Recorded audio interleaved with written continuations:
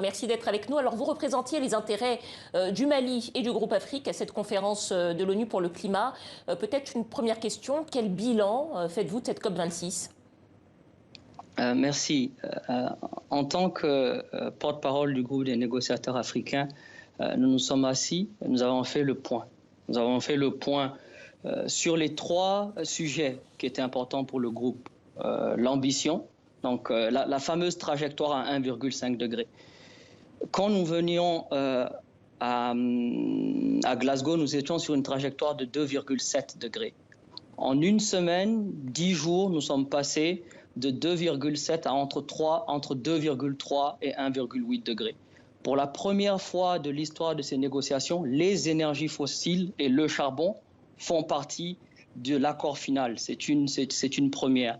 Sur l'adaptation, j'ai écouté et nous avons entendu la frustration et la déception de la société civile.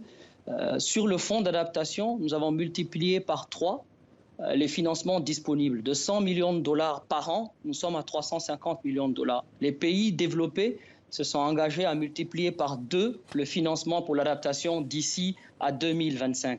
Sur les 100 milliards de dollars, effectivement, nous n'y sommes pas, nous sommes à peu près à 80 milliards. Mais il faut prendre en compte que pendant 4 ans, les États-Unis qui fournissent la majorité en 1/3 des financements climat n'étaient pas dans l'accord de Paris. Des discussions commencent, les discussions continuent avec les États-Unis pour qu'ils puissent remplir ce fossé avant d'arriver l'année prochaine à Sharm el-Sheikh en Afrique. Dernier point, une nouvelle négociation démarre sur le financement climat, la nouvelle cible après les 100 milliards. Le groupe africain a été très clair. Cette fois-ci, il faut un processus technique. Il faut des experts qui identifient les besoins, identifient les ressources et que ces éléments techniques-là puissent informer la négociation politique. Donc pour les négociateurs africains, il y a des avancées.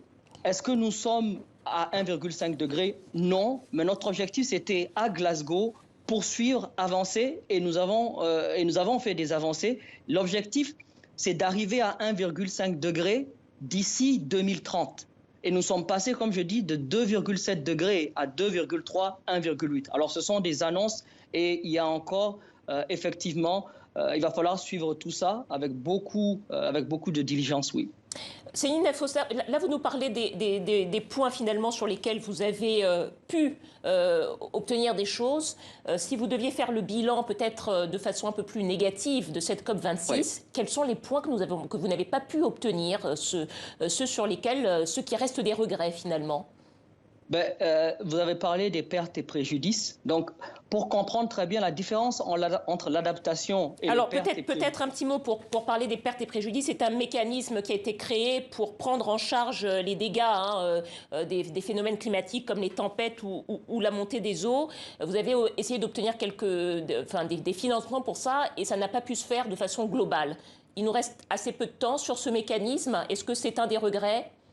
En fait, rapidement, les pertes et préjudices sont en fait les impacts contre lesquels on ne peut pas s'adapter. L'Afrique avait demandé un mécanisme de financement clair. Nous n'avons pas un mécanisme de financement, mais nous avons une facilité d'assistance technique. La même chose pour le doublement de la finance climat. Donc, les pays développés se sont engagés à doubler leur financement climat, mais ils ont utilisé une base 2019. Et une base 2019, au lieu de 2021, change les chiffres. Et également pour la nouvelle négociation, la nouvelle cible qui va remplacer les 100 milliards, on a voulu un processus technique. Nous avons un processus technique, mais au lieu d'avoir un groupe d'experts à 40, experts de haut niveau, nous avons juste 2 coprésidents. Dernièrement, le dernier point sur les annonces, effectivement, les énergies fossiles font partie, le charbon en fait partie, mais nous n'avons pas de plan détaillé pour arriver à cela.